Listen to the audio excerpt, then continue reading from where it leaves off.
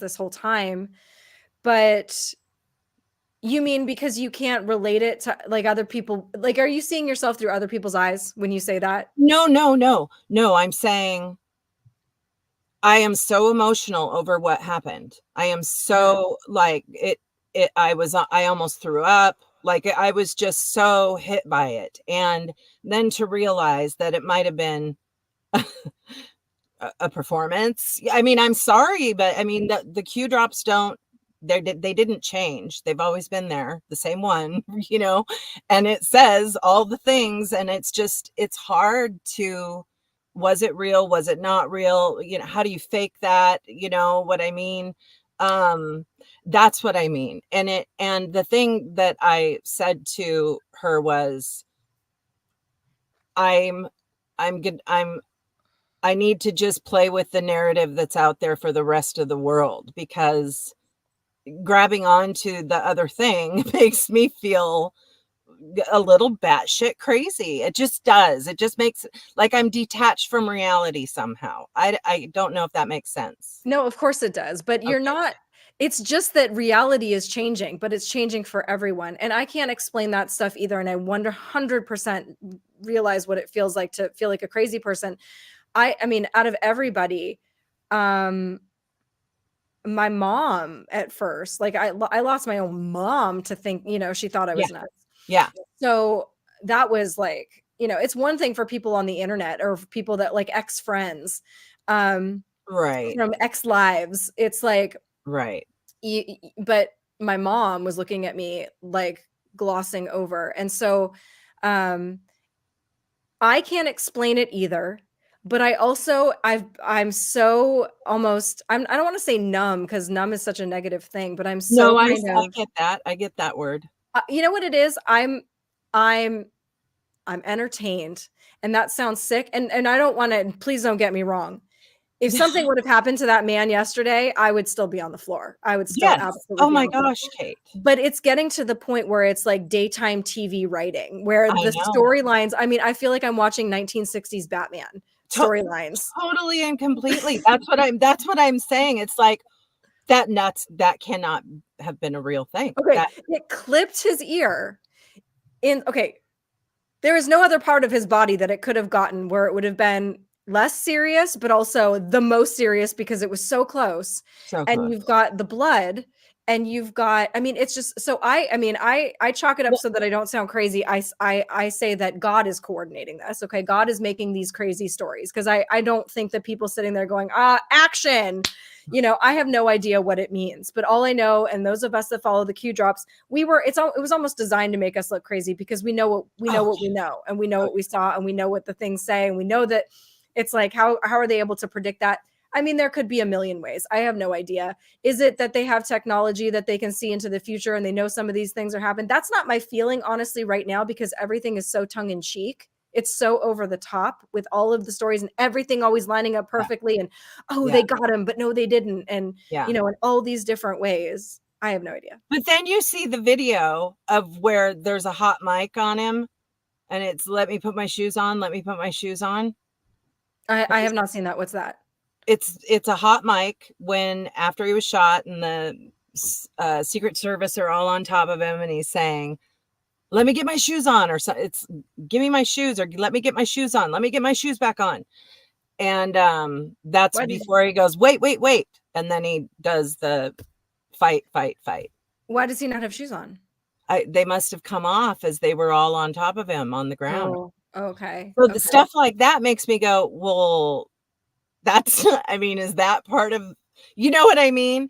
So Is that what you're thinking about, right? When in that moment that you just got shot.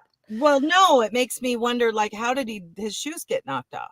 Like, it was a true panic of people all around him, and, covering his body, and his shoes got pulled off on accident or whatever, So then I'm like, no, that was definitely real. It was definitely real. And I, like I said, I had to put my head between my knees in a parking lot after hiking 2 miles uphill in 90 degrees from a river with my family.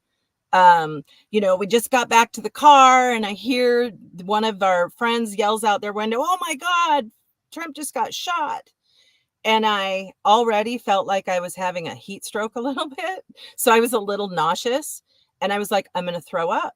I had no idea what, like if he was okay or anything. And, and then everybody's yelling, and it was very scary. It was a very scary feeling right then. And then of course I started crying, and it took me a long time, like a half hour to just calm down my nerves, to stop shaking, and it felt like my kids, who are 34, all the way down to 27 were like, this feels like 9/11. This feels like 9/11, like the news replaying it over. And because, they're younger, they turned on Fox and then decided to turn on CNN to see what they were saying.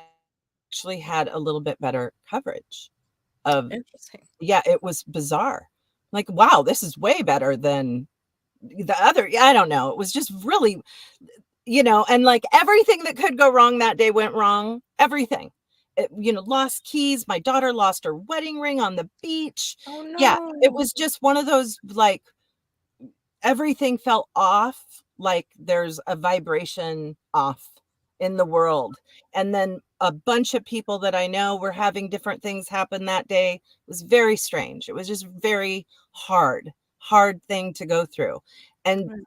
then that fighting spirit was so what we needed. We just needed that. That Yeah.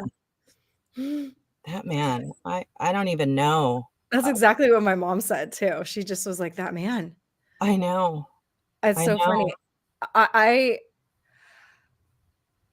I sit here feeling somewhat like a zombie because I know like that is how I should feel and how I felt in the past. I feel like, and I don't want to say numb and I don't want to say jaded. I don't really know what it is. I got a text message from somebody. That's how Mhm. I found out. And it was like, I don't remember exactly how they put it. Like somebody just tried to assassinate Trump or whatever. My mind just automatically went to, I don't believe it. Like Yeah. just instantly didn't believe it. I was Yeah. just like, all right, well, Yeah. let's see. I was like, all right, homie, pump the brakes. And then I went and I was checking it out. And I think that's like luckily for me is that I because I've had to disconnect, right? From Yep. the ups and downs, the oh my God, and the okay, phew, and just so many peaks and valleys over the course of this. And everything always pans out, and very few things end up being what they originally seem to be. And so that kept me calm. And of course, by the time I found out, it had already happened and he was okay. Right. Right. Same. I So mean, it was same kind of here where it was like everybody knew that he was okay, mhm. but it was just that, I don't know. It was the second time in like 4 days also where I had a massive adrenaline rush like that.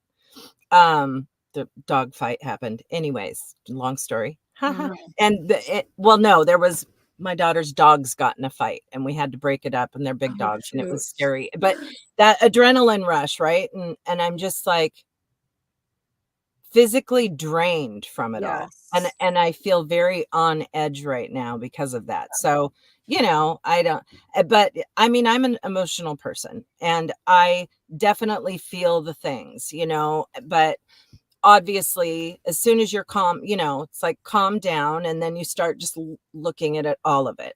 And, Mhm. you know, I think the most important thing right now is unity. And the ugliness that I've seen since this happened from personal people in my life has been hard. That's been a hard thing. That's been um disappointing. You would Yeah. hope that enough time and enough truth has seeped through the cracks that just about everybody is awake. You want to believe that without, we don't talk politics. Well, it definitely seems like we should be there already. And in some ways we are. The person that texted me that originally is somebody that was historically hated Trump so much that it caused big problems. And this person was also texting me that day being like, the guy just got shot, got up and fist pump. I am absolutely fucking voting for him. And I was just like, okay, so that feels good because there are those people that are coming around. But there is also a big part of the population that is still clinging to that the fear of him. Really, that's what it is. They're afraid of him. They're so wound up in fear over. It is that, you know, as I watch this argument unfold in public, you know, on Facebook, which is always just great. I'm like, you know, explaining to all my love, you know, my lovely children and whatever. This person is so scared. They are scared of him. They are scared of what they have been programmed by. And, you know, unfortunately, it is about good versus evil. And when you have lies coming into your ears 24 hours a day from your best friend on the TV, you are being filled with evil things and you will act in evil ways.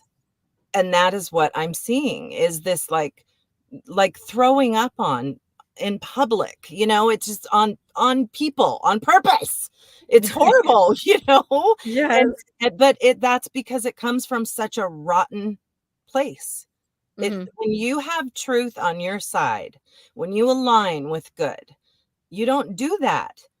You don't do that to people. You don't lash out like that. You know, right. You look at them and you go, well, you know, I hate what you just said or what it did or whatever, but I'm just going to move on because, I mean, I don't know. I'm not better than anybody else, but I don't feel like that's an okay thing to do. So no, it's not. And I know you and I know me, and I'm sure most people are, we've never, like, we could be nasty, we could be rude, we could, you know, whatever. We can say things we shouldn't have said. But not all of us have that mean streak in us. You know, that takes a lot of, I don't know, it's something different. And you're right. What we're up against are people who have convinced themselves that it's okay to do the wrong thing for the right reasons. Right. And that keeps coming up in my life. I'm just like, now I see it so clearly, you know, people who think that they're being righteous in one way or another, and they will use that to be like, okay, well, I know this. People know better. People do know right from wrong. It's just that they think that their reasons justify right. doing the wrong thing. They think they're on the right side. Exactly. But even if, you know, even no matter what, with my convictions, I'm very strong in some of my convictions. You're not going to see me do the wrong thing in order right. to stand up for them.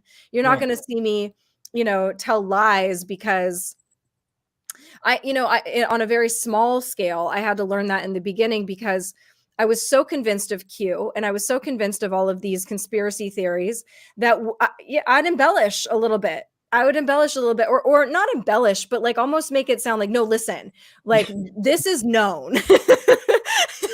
Everybody knows this. Yeah, everybody knows this. Yeah, you're just the one person that doesn't. Exactly. And I had to rein that in. I had to learn, okay, no, because if you say things, if you put that one little piece in there that isn't true, my friend put it one time as, if you have a glass of lemonade and somebody drops a drop of sewage in it, do you have a glass of lemonade or do you have a glass of sewage?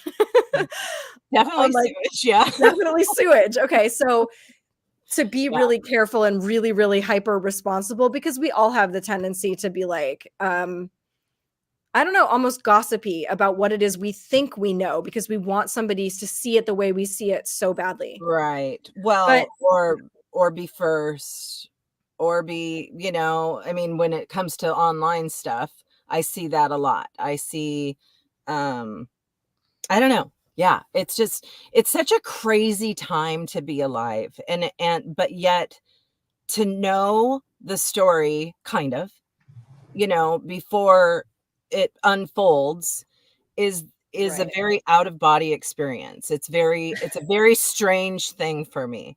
You know, I don't know, but like I said, you know, I'm like forcing myself right now to do social things because I have to. I'm going to hide for the rest of my life if I don't. start, trying to fit in with people again. But then I go, I don't really care either. I mean, at that point too, I want to be kind and I want to bring you over, but I also don't really care what you think. And so, you know, to then approach those people with love in my heart that's my struggle. Cause I'm like, you're a dumbass, Well, I'm sorry, but it's hard. I mean, this is why the old conspiracy theorists, the ones that, you think about that were awake 20, 30, whatever years ago, Yes. were notoriously reclusive. And they were, I think about that a lot. Yeah, because I mean, but it should be a little bit easier for us because there are more of us and we can talk to each other at least. I mean, think about what that would have been like if you were the only person that understood. Can you even imagine? Mm-mm. I've thought about that a lot. I've thought about like, Behold a Pale Horse. Mm-hmm. Oh yeah. And what he must have, and that was a long time ago. I mean, he literally went out with a blaze of glory, like getting shot up in his residence. So, right. But you think about like how lonely, and that's why he got on the air, that's why he started because people have to know this. I don't know how else to get it out there, which is funny because that's all of the truth basically started to come out on the airwaves, not TV, but, the radio shows. And and all that. Yeah. They tried to take him off the air so many times. So it's, not just him, but like Rush Limbaugh even. Rush Limbaugh, Bill Cooper, all of like exactly. Yeah. So, and here we still are. Here we still are in 2024 having to go back channels to get the truth out. Yeah. I mean, it's interesting. I'm surprised how we can get some stuff out because they own everything. I mean, they're trying to hamper regular radio even with all of these regulations, and even ham radios. They don't even want people communicating like between each other. But we know that a lot of the bigger platforms, YouTube, whatever, were owned by the same people that we're trying to expose. And so, now we've got Pilled and we have Rumble and we have other things. And so thank God for that. But we're still kind of in an echo chamber to some degree. We're not like out there in the public space so much. And so those, it was a lot more dangerous. There was also a guy named Max Spears, and he died in a super gnarly way. And what he was talking about was a bit weirder. Rush was obviously more mainstream, and he was talking mostly about corruption, not really conspiracy theories. But that it was really hard for people to grasp. I mean, my mom still has a really hard time grasping that the Bushes could be evil. She's like, but I watched them, and I'm like, yeah, but so, and again, I have to rein myself in from being like, but Mom, everyone knows they are. Because what do I know? I don't, right? Well, Democrats know he is. So there's that. Okay. So I'll align with them on that. But yeah, that's what I actually had put that out on Facebook before I got quiet on Facebook, was years ago. I cannot believe I ever supported George Bush because it's like, I did. I voted for that. I was pissed off at people when they would say anything bad about him after 9/11. I was so snowed and thinking I know the truth, and getting in arguments with family members over it. And and it's like, we were all wrong. So, well, but that's good. It's humbling, and it's good to eat a little bit of crow, because that's what will help to remind us. Yes. The difference is the nastiness, right? I've been wrong, and I've been a bitch about it, and I've been like hard nosed, and I can look back and I'm like, oh God, I can cringe at myself and be like, God, Kate, you're so annoying. But I was never nasty to anybody, and I was never mean, and I was never, hurtful or got personal with people. Well, I might have, but I was always duking it out with the dudes, I was on Facebook talking about whatever. My ex-husband was in this whole world with a bunch of liberals. I was really the only person that was a conservative in any way, shape or form. And most of the women that I knew just basically they didn't really get involved, Right. other than my mother and my Right, sister. right. But so I was always in there with the guys, and they would say nasty stuff to me. You know, they would belittle me and talk down to me and whatever. And there's something sick about me. I fucking love that. I'm like, bring that. Nothing gives me more strength. Like when you underestimate, I guess, my intelligence, I'm gonna eat your fucking lunch. Oh my God. Yeah. Match with, So it was fate. fun. Good luck. That's not good humanity. That was not me being my best me. And I was certainly was not changing anyone's mind. You know, I don't think anybody walked away from that thinking, you know, she made a really good point. I was just being whatever, snotty, I guess. Even if I might have made some points. Well, fun and funny too, where it's like you can be the butt of the joke, but you could smack it back at them, right? You know, that's just banter, which is fun, right? Right. That's funny because I have the same situation. My husband is a formal whatever he was, like former, sorry. When we first met, he tried to talk politics with me and I ate his lunch and he stopped like after 15 minutes of trying to argue about something and he went, "What?" And then I explained to him something and he went, "Oh, I have no idea what I'm talking about." That was a real conversation. And then we both busted up laughing because it's like, right, you just have little platitudes that you repeat from all of your, you know, living in Seattle. Seattle is very not fun. It's not fun for me. I can't even fathom. Everybody around us, like everybody, there's no me's here. There's none. I don't live amongst anybody like me. There was 2 normie megas that just both couples are leaving because they're like, we're out of here. They're done. One of them sailed away to Mexico. And so they're gone. And then the other one bought 20 acres in Idaho and are homesteading. They're doing off-grid property and are out. So that's that, like, we all dreamt of that. We all have through this journey of doing the homesteading thing. But I also, there's something to be said about digging in your heels and taking your home back, I guess. I don't know. Yeah, absolutely. I think I never, you're kind of talking about your husband, all he had were platitudes. That's basically all I had too, because I didn't pay attention enough. I really didn't know. But I will say that I think why I stood a chance is that my ethics were rock solid. And so if you have the ethics in alignment, like if you've got your ethics down and you have that element, all the issues are pretty clear, you know? You don't have to wait until, okay, this person says it's okay, so this is now what I think. You understand your ethics, and then you can stand your ground in that way. And I didn't really know anything about anything, but I think that's why we do dig in our heels, right? And the ethics always came down to me to the fundamental just rights of human beings. Like that's where you can look at anything. And the only thing that I was wishy-washy on the time, because I wasn't really looking at it honestly, was the abortion issue. Because I wasn't really, to me, I was still kind of up in the air, like what constitutes a human being, which sounds crazy to me now, but like now that's been something that I've, I feel very clear on that for myself. That was a process for me.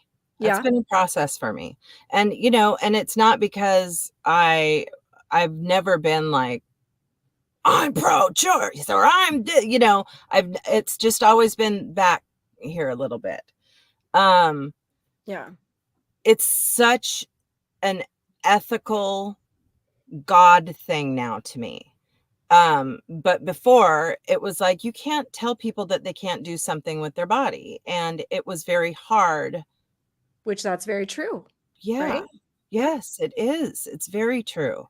And it's their walk with God. You know what I mean? It's their life. It is not for me to tell people what to do with their body. But then you go to the other, it's a baby, And now Exactly. I have these grandchildren and I'm like, what? Keep your hands off my grandkids. So Right. Well, and then yeah, so it's two lives, and yeah. I still do not feel good about the government getting involved in any Right. way. Right. But I still am very clear to myself that a baby, like, what else would make a human being other than unique human DNA? That's really just it. Because if you're saying that if you can't survive on your own, then you're not a human being. I can show you lots of human beings that can't survive on their own Right. and deserve to, and Yeah. you're human beings with human rights. And Yeah. if you're saying you're not a human being because nobody wants you, I could show Yep. you a lot of human beings that nobody wants. And so it's a slippery slope, and then you just kind of have to, I think, the ultimate arrival is coming at, well, a human being is anything that it's human DNA, unique to, I mean, people will say, oh, well, like if you just had a mass growing in you, or you had, that's not unique human DNA. And to me, that was the only thing that made sense. But anyway, so Yeah. Yeah. all Yeah. of these ideas and everything just kind of comes back to fighting for human rights, which both sides say that they do. And Right. we have a disagreement about what it looks like and what it means and all of that. But that's important to continue to revisit all the time, because even these people getting really, really nasty are, at least in their mind, very few of them are just doing it because they hate so much. A lot of them are doing because they are in fear, and they really do think that they're sticking up for somebody or Right. something. Right. Right. I think that, of course, the media has taken the Roe versus Wade thing and turned it into something it isn't, and that Trump, Democrats truly believe that Trump is going to do a nationwide abortion ban, and he's not, and he has stated that he's not. And so it's just one more thing for them to hate him over, when Roe versus Wade should have never been a law in the first place. And it's just a law thing. It's just a thing, where your state where you live should be the law of the land, not the federal government in the first place. So if you don't like it, fix your state. And I used to listen to a local guy that would fill in for Rush Limbaugh once in a blue moon at the end of his life. And he was my favorite host when I was a normie. And Was it, you don't remember his name? Todd Herman. Oh. Yeah. Oh. Yeah. I was like, he would read my texts on air and, like, Really? he knew who I was. Yeah. He was so amazing. But he like, as you wake up, it's like, I can't listen to normies, Right. I just can't listen to him, but such an amazing guy. And he just called everybody out. He was a truther, but wouldn't go. I think he had Jordan Sather on, or it was either Jordan Sather or it was X22 Dave. Oh, okay. At the Cool. very, like, 2017. And I remember where I was driving and going, is this like that masked guy on the internet, the anonymous, Oh, yeah, yeah. with the scream mask on, you know what I'm talking about. Yeah. Like, I didn't get it. I listened to it, but I Not did. not it's a Guy Fawkes mask, not the Scream mask. Yay. Oh my god, please. um, That would have been a little more alarming, I think. that would have been really freaky. But when the guy on the videos that were going around on YouTube at that time, because everything Yeah. started to get really weird right away. And so I didn't get it. And of course, then I finally did in like 2020. But, I mean, he was that type of a radio host where you would be like, well, what's this about? And then he decided, I can't dive into that because I don't have the time. I don't have the time putting on a show every single day of the week to dive into all of this now too, Right. And so it was like, I understood that. I did. It's a big job what he was doing, whatever. But he was anti-vax, he was anti all of that. And I loved him to pieces, but I totally forgot why I started telling you about him. I don't remember. What were we speaking of before that? Know. Yeah, well, welcome to being 54. Does anybody okay, so Fredo Awakening. Hello, Fredo. Not watching the RNC, it's so emotional for me. I love DJT more than ever. Hope you're well, Kate. Also Mohap. Thank you, Fredo. Nice. Should we put that on? I mean, I'm so out of it that The convention? Yeah. I have to open my hatch because my room is turning into Open your hatch. My sauna. He's not on right now, as far as I can see. Can somebody tell me, has he been on already, or is he? If somebody would put a link in the chat for me, I'd be happy to play it. And if Mindy doesn't mind, we can watch that. No, I don't mind. Okay. Whatever. She's opening her hatch, guys. I am. So now you can see probably all way too much, but Mindy's on a boat, right? She's not in a bunker. I'm in my submarine. Yeah, okay. I think this is RSBN. Okay. Meep. All right.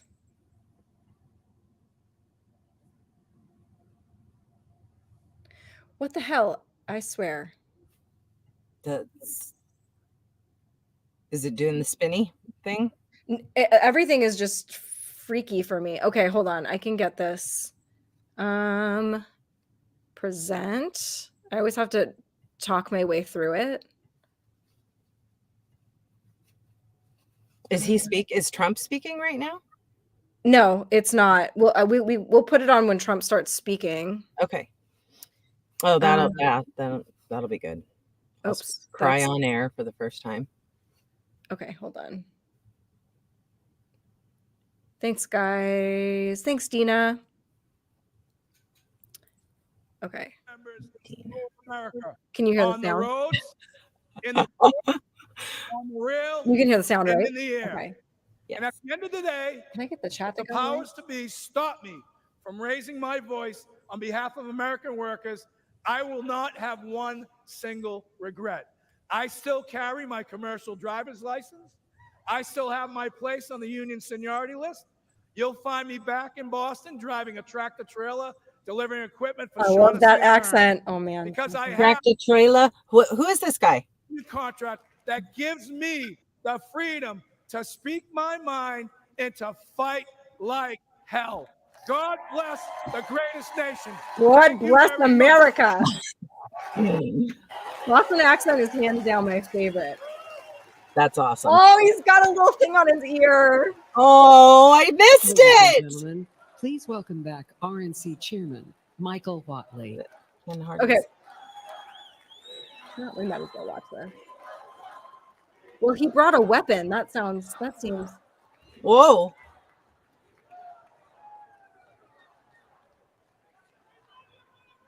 Is he like the president, dude? You're asking for a benediction. Girl. Please welcome Pastor James Remke.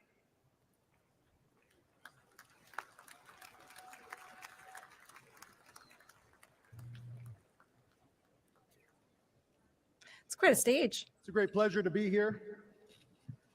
Great pleasure to see President Donald Trump safe. Thank you, Keystone.